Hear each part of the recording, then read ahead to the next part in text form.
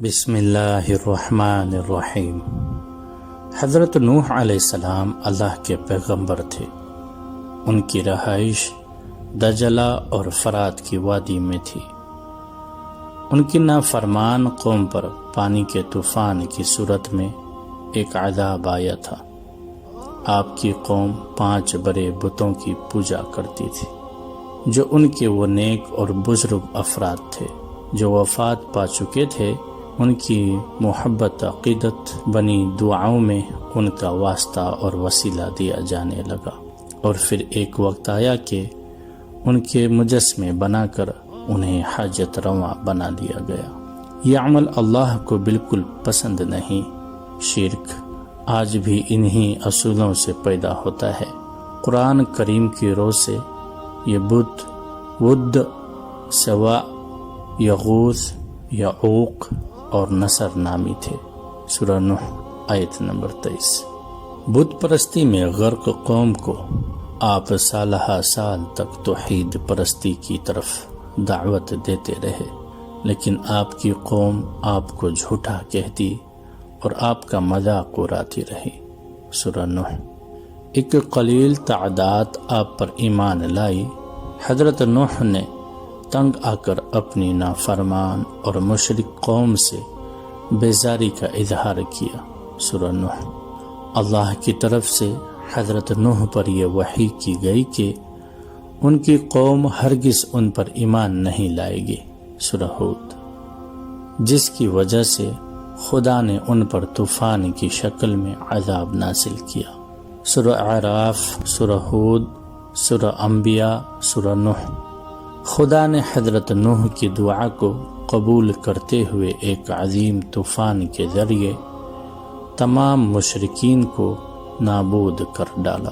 سورہ ہود اور سورہ نوح۔ اس عذاب سے قبل اللہ نے حضرت نوح علیہ السلام کو ان کی قوم پر آنے والے عذاب سے خبردار کیا اور ان کو ایک کشتی بنانے کا حکم دیا تاکہ حضرت نوح علیہ السلام، ان کا کنبہ اور ان کو ماننے والے آنے والے طوفان سے محفوظ رہ سکیں۔ حضرت نوح علیہ السلام نے اللہ کے حکم اور وحی کے مطابق ایک وسیع و عریض کشتی تیار کی۔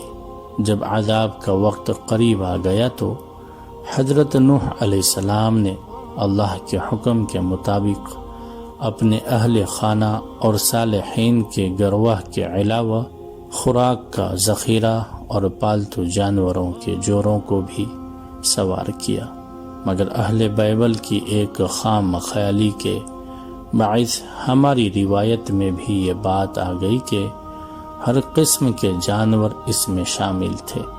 اس کے علاوہ بائبل کے بیان کے مطابق کشتی میں صرف نوح علیہ السلام کے بیٹے اور ان کی بیویاں ہی تھیں۔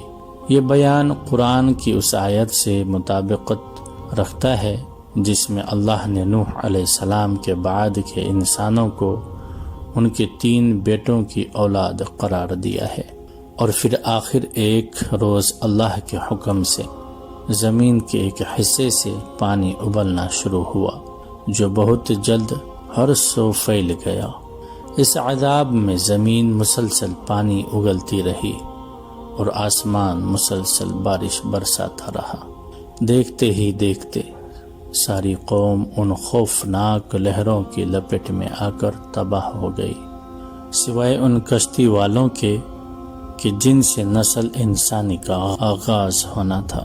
بعض لوگ طوفان نوح علیہ السلام کو پورے عالم میں آیا ایک سیلاب تصور کرتے ہیں، مگر روایت اور سائنسی شواہد کے روح سے یہ طوفان بنیادی طور پر میسوپوٹیمیا، عراق میں مابین النہرین دجلہ و فرات کے درمیانی علاقہ میں آیا تھا۔ اس طوفان کا ذکر تورات، انجیل اور قرآن تینوں میں آتا ہے۔